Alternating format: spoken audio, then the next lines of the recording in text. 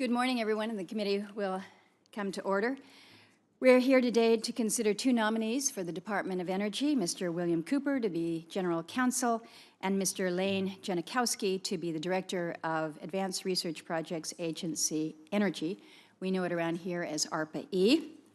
Welcome to you both. Thank you for your willingness to serve.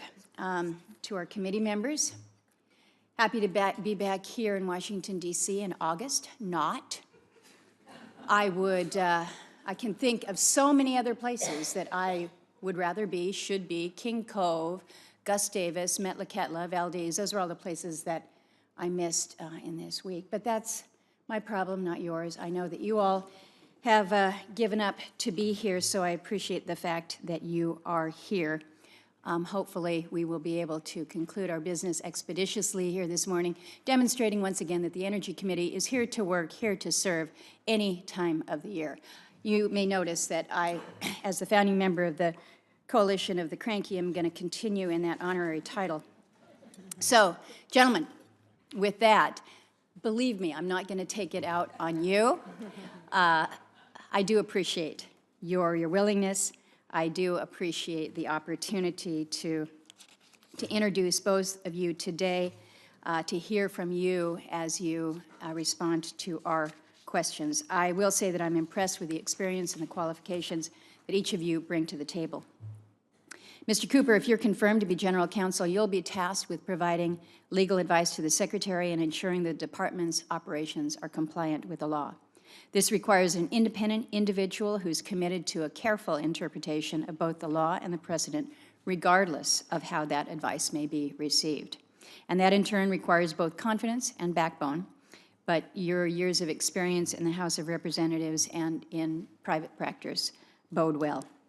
I would note that we've received several letters in support of Mr. Cooper's nomination, and I would ask unanimous consent that those be added to the record of today's hearing. They will be.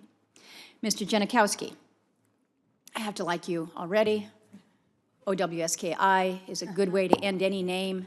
Cantwellowski, I don't know. Hironowski, we could really make this all work around the committee. But aside from the name, I'm actually envious of the job that you have been nominated for, because ARPA-E, in my view, is just a place where great things happen, great energy happens. And so you're going to be in a good place. ARPA-E is not well known outside of academic and entrepreneurial circles, but to me it's both critical and fascinating. ARPA-E is helping to bridge the gap on high-risk research and development technologies that have promise but might otherwise not be pursued.